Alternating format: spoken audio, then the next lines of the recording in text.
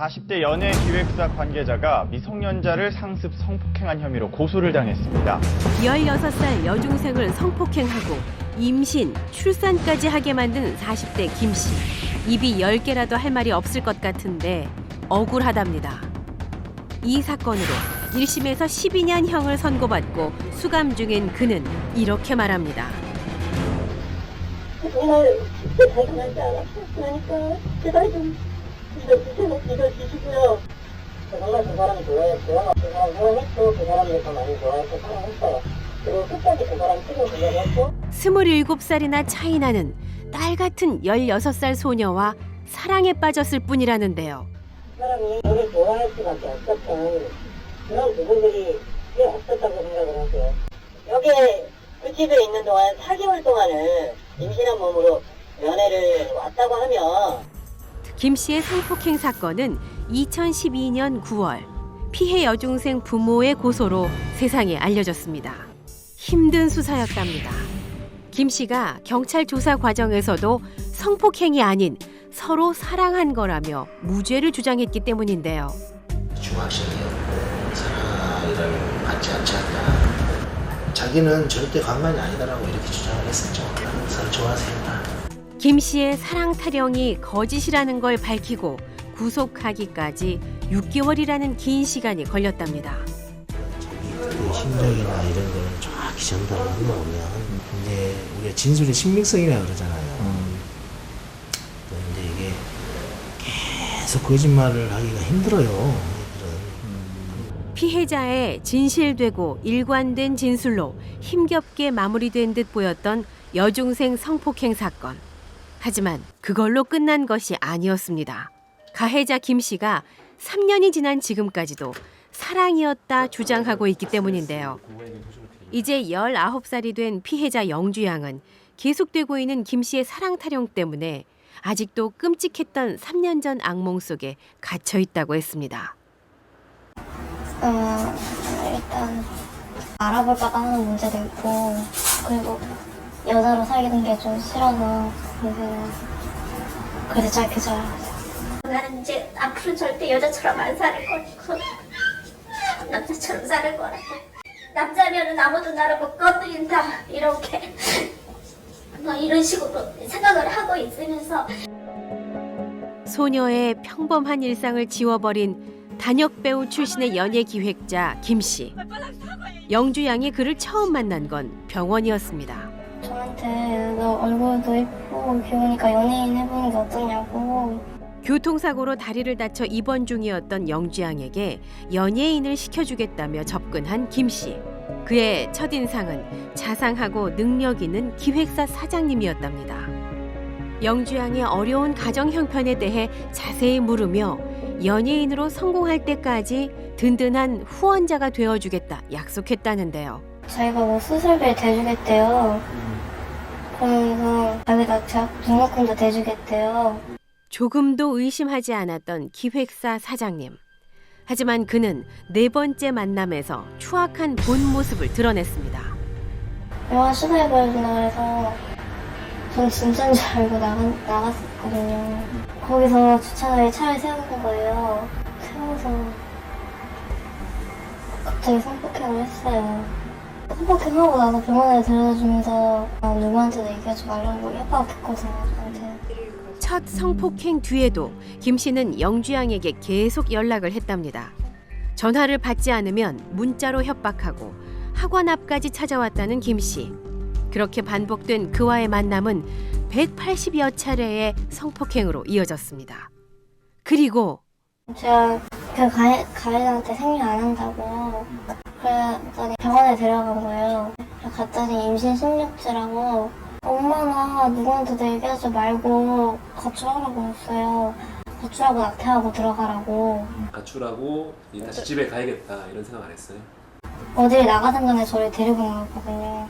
그래가지고 나갈 염두도 못했고 집에 있어가지고 계속 성폭행만 하고. 그 후 영주 양은 임신 상태로 6개월 동안 그의 집에서 지옥 같은 생활을 했다는 겁니다.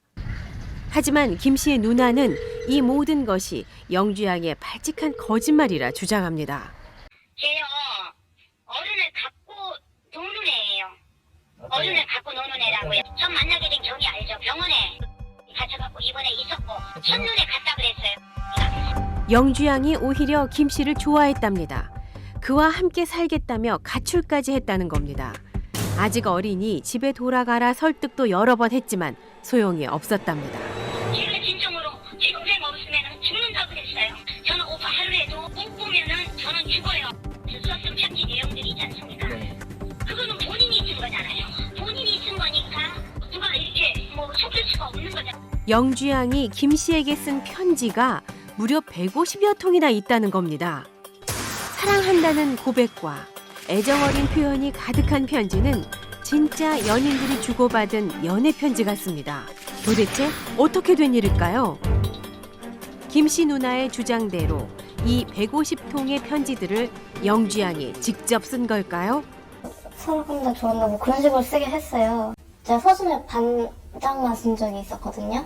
그랬더니 그 다음날 소리를 되게 쳤었어요. 그래서 무서웠고. 협박과 강요에 의해 쓰게 된 편지랍니다. 김 씨가 사랑한다는 내용으로 편지를 쓰라고 요구하며 편지 길이까지 지시했다는 겁니다. 그때는 정말 화가 났죠. 이거는 뭐 성폭행 당한 건데 임신까지 했는데 내가 왜 이렇게까지 해야 되나. 진짜 그때 정말 죽고 싶었어요. 김 씨 집에서 임신한 상태로 6개월간 생활했다는 영주양. 그 시간을 김 씨는 행복했다 말하고 영주양은 지옥이었다 이야기합니다. 김 씨에게 150통의 편지를 쓴 시기도 이때였습니다. 다른 사건으로 구치소에 들어갔었거든요. 근데 들어가고 나서 한 2, 3일 정도 뒤에 편지 쓰라고 구치소에서 끝날 때마다 이거 쓰고 가라고 편지 쓰라고 그렇게 해서 쓰게 됐어요. 유명 아나운서와의 폭행 시비로 구속된 김 씨가 무슨 이유에선지 영주양에게 매일 면회와 함께 하루 2통씩 편지를 쓰게 했다는 겁니다. 자신을 성폭행한 남자에게 사랑 표현을 쓴다는 것이 괴로웠다는 영주양. 그래서 찾아낸 방법이 인터넷을 검색해 베껴 쓰는 것이었습니다. 저는 진짜 빠져나오고 싶긴 했는데 금방 나온다는 말 제가 진짜인 줄 알고 있었거든요. 계속 괜히 또 나오면은 또 해코지 당할까봐 그런 게 있어가지고. 그런 어떤 일상적인 서로 좋아하는 내용들이 있고 편지가 생이 한 100몇 통이 있어요. 근데 그게 정말 제가 그런 파렴치한 사람이라면 그렇게 그건 아니었겠죠. 전문가는 먼저 영주양이 어린 나이였다는 점을 감안해야 한다고 말합니다. 15살짜리 피해자 눈높이에서 봐야 되기 때문에 왜 이런 상태까지 갔느냐. 피해자가 자기 말을 듣지 않을 수 없게 전략적으로 계획적으로 시킨 행동은 아닌지. 150통의 편지를 분석해보면 김 씨가 시킨 심부름과 영주양의 하루 일과 그리고 애정 표현으로 일정한 규칙을 가지고 있는데 이 중 눈여겨봐야 할 것은 애정 표현이 주로 편지 끝부분에 몰려있다는 것입니다. 또한 편지 곳곳에 불량에 대한 언급이 자주 눈에 띕니다. 피해자가 그동안 얼마나 본인이 원치 않는 일을 해가면서 억압당하고 있었나. 사랑이 아니다라는 걸 보여주는 사실 가장 강력한 증거로 볼 수도 있죠. 사실 영주양이 임신했을 당시 가출하라고 협박할 때도 김 씨는 부모님께 편지를 쓰라고 시켰다는데요. 임신 얘기는 쓰지 말라 그러고 아빠의 폭력도 쓰라고 그랬는데 아빠의 폭력은 제가 안 나했거든요. 나머지 보낸 것들이 있는데 그걸 다 썼어요. 영주양의 문자와 편지에 집착했던 것으로 보이는 김 씨. 그는 무엇을 위해 이런 행동을 한 걸까요? 어렵게 그의 전 부인과 지인을 만날 수 있었는데요. 무얼굴의 사람이에요. 자기가 어떻게 해야 되겠다 하면 폭력과 모든 짠머리를 다 이용해서 모든 이렇게 비열한 방법까지 다 쓰는 그런 사람이라서 아주 무서워요. 무조건 녹음이에요. 그냥. 그리고 그걸 다 딴짓기예요. 사람들한테 유리한 것만 다 들려줘요.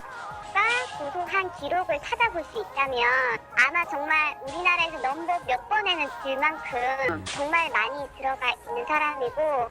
그는 예전에도 자신에게 유리한 문자나 녹음을 유도해서 증거로 삼을 정도로 치밀했다는 겁니다. 더군다나 영주양은 16살밖에 안 되는 어린 여학생이었고 김 씨의 교묘한 강요와 협박에 휘둘릴 수밖에 없었을 겁니다. 그 사람만 건강하다 했으면 좋겠다. 그 사람한테 안부 좀 전해주자. 제가 매일 기도한다고. 정말 쉽게 발견하지 않았어. 그러니까 제발 좀 믿어주시고요. 피해자를 굉장히 사랑하고 있고 마치 걱정하고 있는 것처럼 이야기하면서 그 사람의 눈에서는 깜빡거림이 더 많아요. 진실이 아니라 자기가 어떤 이야기를 만들어내거나 거짓을 이야기할 때 오히려 그런 것들이 많이 발견이 되거든요. 자기가 한 행위가 내면적으로는 도덕적으로 나쁘다는 걸 알고 있는 사람이죠. 따라서 이걸 정당화하는 방법은 네가 나를 사랑해야 되는 거죠. 그래서 그런 증거들을 지속적으로 남기는 거죠.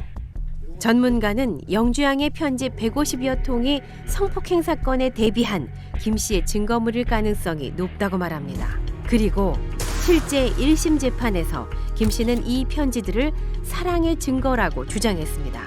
하지만 재판부는 인정하지 않았고 그에게 성폭행 혐의로 12년을 선고했는데요.